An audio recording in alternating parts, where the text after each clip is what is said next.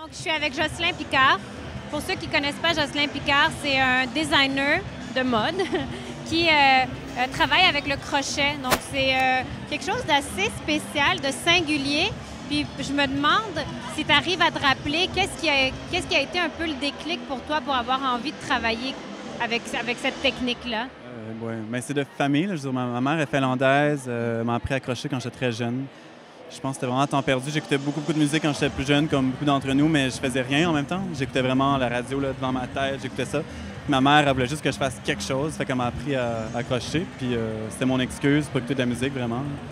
Puis aujourd'hui, quand on regarde en arrière de nous, tu as emmené le crochet vraiment à des places où on le verrait peut-être pas. Est-ce que tu peux nous parler? Ici, en fait, c'est une rétrospective finalement de ce que tu as fait dans les dernières années, c'est bien ça? Oui. C'est un peu... ça fait pas si longtemps, là. C'est un peu une joke en quelque part, mais les 2 pièces ici, ça fait 2-3 ans qui ont été faits. Après, les 3 autres pièces, c'est vraiment de cet été. Alors, c'est une rétrospective de 2-3 ans. Mais c'est juste pour vous montrer les extrêmes de ce que je peux faire, finalement. J'ai beaucoup travaillé la laine, la frange, plein de matières plus conventionnelles. Puis ce coup-ci, un gars Stan, là, je voulais crocheter ce qui était impossible à crocheter. J'allais au Rona, je me suis acheté du tuyau de plomberie, de la corde jaune de construction.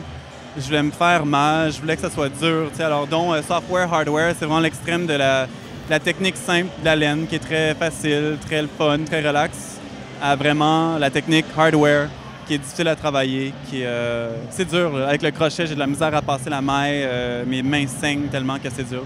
Fait que c'est vraiment pour montrer jusqu'à quel point ça peut aller. Est-ce que tu penses qu'on peut tout crocheter?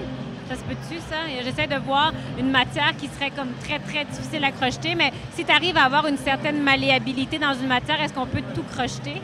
Ben oui, pourvu que c'est flexible. Je veux dire, à la limite, le métal, ça peut être n'importe quoi qui est flexible. Je veux dire, là, j'ai pris de la frange. Je veux dire, la frange, c'est quasiment impossible à crocheter parce qu'on voit pas. Une fois que c'est crocheté, tu vois plus. C'est juste de la fourrure, mais si tu connais bien la technique, tu peux toucher et voir. Je peux le faire les yeux fermés quasiment. Tu sais, je veux dire, tu touches, tu trouves la maille. Alors, n'importe quoi qui est malléable ou flexible, il y a moyen de le crocheter, oui.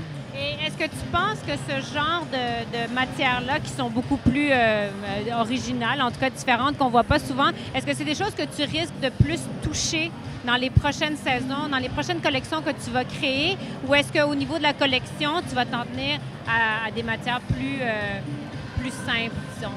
Ben oui, il y aura toujours des showpieces. C'est important pour moi, les showpieces. Les gens viennent voir un show. Moi-même, je ne veux pas m'asseoir pour que ça soit plate. Oui, il y a des pièces commerciales qui sortent, mais ce serait le fun qu'il y ait vraiment... c'est un show, là. Quand on regarde en Europe, qu'est-ce qui se passe? C'est un show. Il y a des accessoires que tu vas acheter, un manteau que tu vas acheter, mais il y a toujours un piece qui est too much. Moi, j'aime beaucoup ça. J'aime venir ici puis voir de quoi qui est impressionnant. C'est pour ça qu'on est là, tu sais. Moi, je suis pas ici pour acheter les vêtements, je suis ici pour montrer aux gens qu'est-ce qu'on peut faire. Et en tout cas, on en a un très, très bel exemple derrière. Il y a une des créations qu'on voit que tu avais créées pour Untitled. Ouais. Cette collaboration-là que tu as fait avec eux puis que tu as fait aussi par la suite avec Denis Gagnon, qu'est-ce que tu penses que ça t'a apporté de travailler avec d'autres designers, d'autres visions?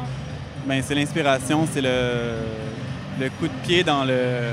Je peux te dire cul, le coup de pied dans le cul. C'était vraiment la motivation parce qu'avec Untitled, la robe rouge est allée loin, est allée jusqu'au site du Vogue italien. Il y a eu beaucoup d'appréciation pour cette robe-là. Grimes, récemment, qui l'a porté dans son vidéo.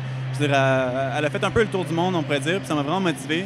Ça m'a dit, je suis capable, tu sais, de faire quelque chose. Avec Denis, la même chose. En même temps, j'ai fait un défilé avec Denis, puis les médias commencent à aimer ça. Je me suis dit, ben c'est la motivation. Alors, les collaborations, c'est motivant. C'est vraiment motivant. Et quand je regarde encore une fois les pièces derrière moi, tu peux pas ne pas voir le mariage entre la mode, mais aussi un côté artistique très, très développé. Est-ce que c'est quelque chose aussi chez toi qui a toujours été là? Ben oui, parce que j'adore la photo. J'ai trippé photo quand j'étais plus jeune. Je suis pas devenu photographe, c'est pas pour moi, mais j'aime beaucoup la photo, j'aime l'esthétique, j'aime voir le produit final. Les photos de défilé, c'est écœurant. Après, tu regardes un défilé, des fois, le mouvement n'est pas là.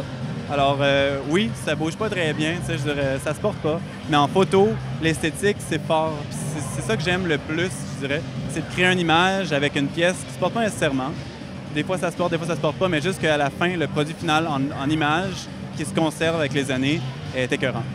D'ailleurs, j'ai envie de dire aux gens à la maison d'aller voir ton site web parce que sur ton site web, qui existe depuis pas si longtemps que ça. On a vraiment on donne une autre vie à la collection, puis il y a une vidéo qui est magnifique. Est-ce que tu peux peut-être nous dire l'adresse URL? Oui, c'est jocelynpicard.com, www.jocelynpicard.com. Il y a une vidéo que j'ai faite avec Triptyque récemment, qui a été filmée par Alejandro Escamilla, qui est très à point. C'est très beau.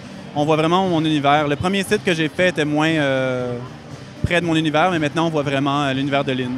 Ça vaut vraiment la peine, c'est très beau. jocelynpicard.com. Merci beaucoup, Jocelyn. Je te souhaite une très belle semaine. Merci. Merci, bonne soirée.